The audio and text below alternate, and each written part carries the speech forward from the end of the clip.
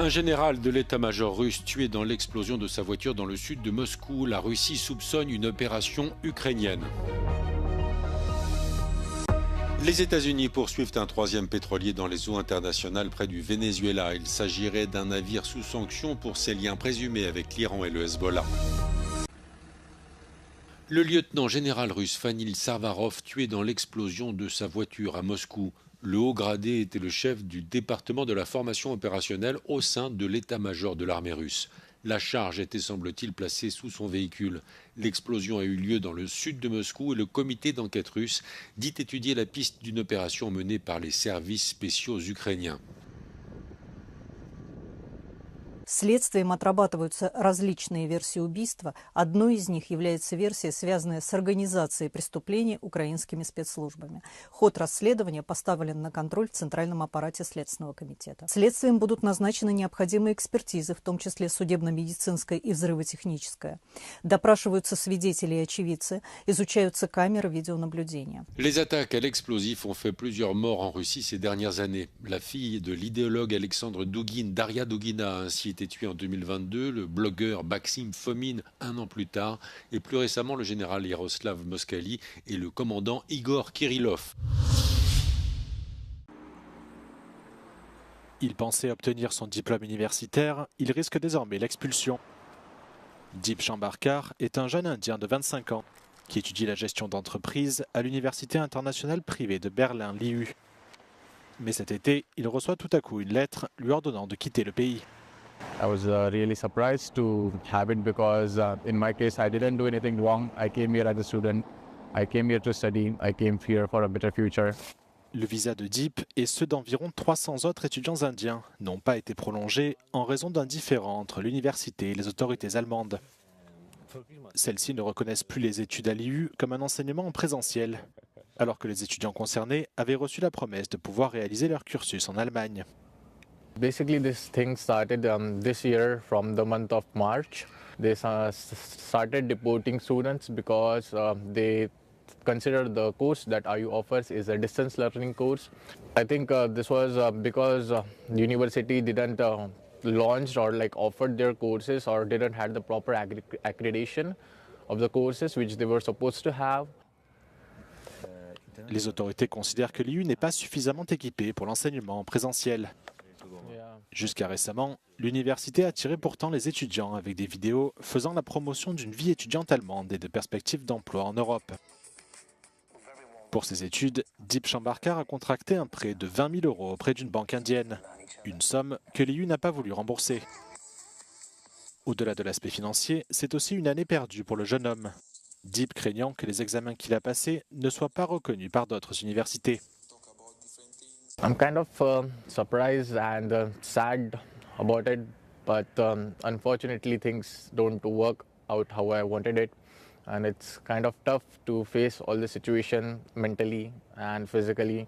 There are a lot of private universities here in Berlin, and IU is the only one that is having problems with the visa right now, and yeah, the students are suffering a lot because of it. L'IU affirme que les autorités ne l'avaient pas informé de la modification du règlement. Et l'université a suspendu toute nouvelle admission d'étudiants pour le site de Berlin jusqu'à nouvel ordre. En attendant, Deep a fait appel de son expulsion, mais il a peu d'espoir.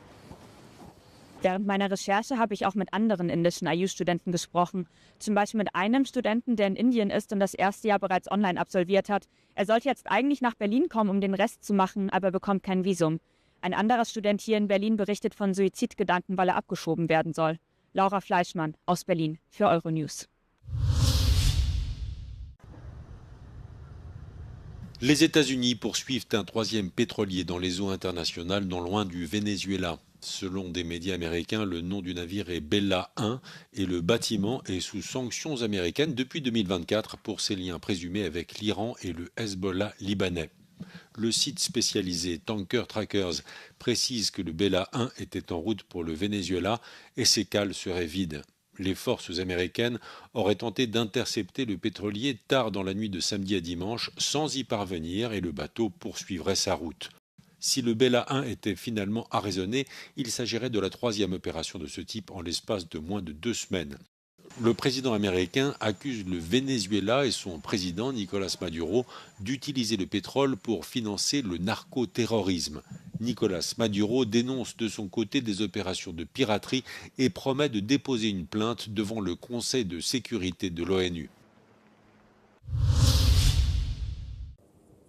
Le cabinet de sécurité israélien a approuvé dimanche un projet de 19 nouvelles colonies juives en Cisjordanie occupée.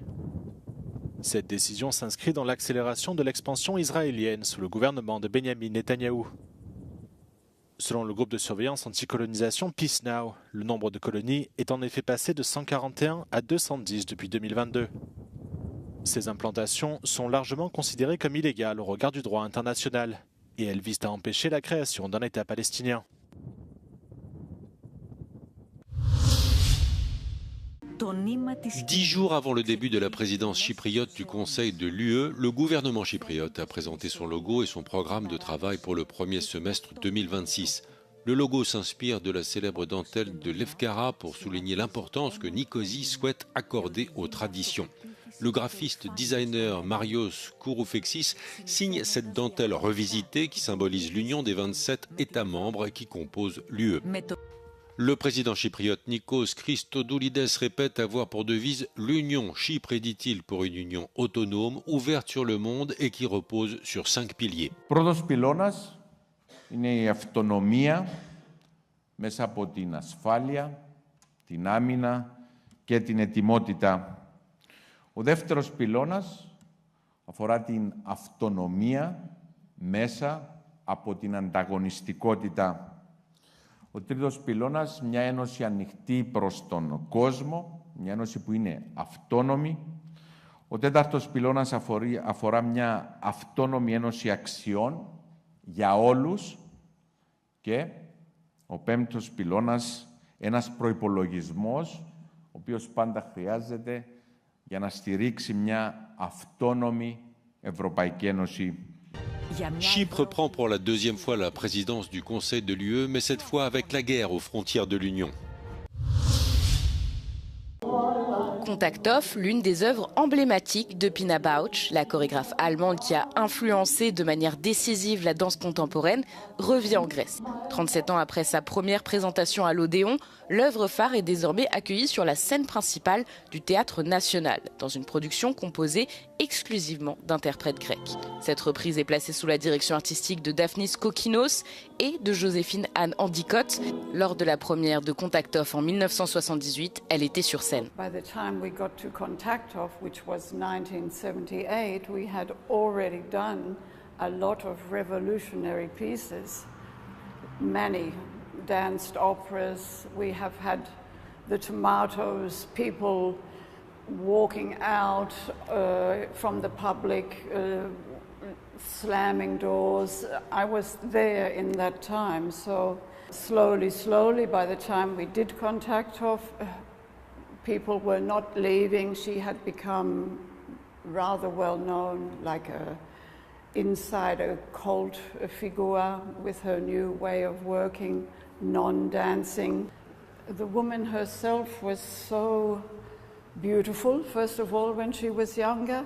She was able to manipulate. Her ideas were unique. I was able to give them to her, and we were able to form and shape certain pieces with very human daily lives of peoples. Her work was always interesting for me, and I loved all the music that she put into the pieces.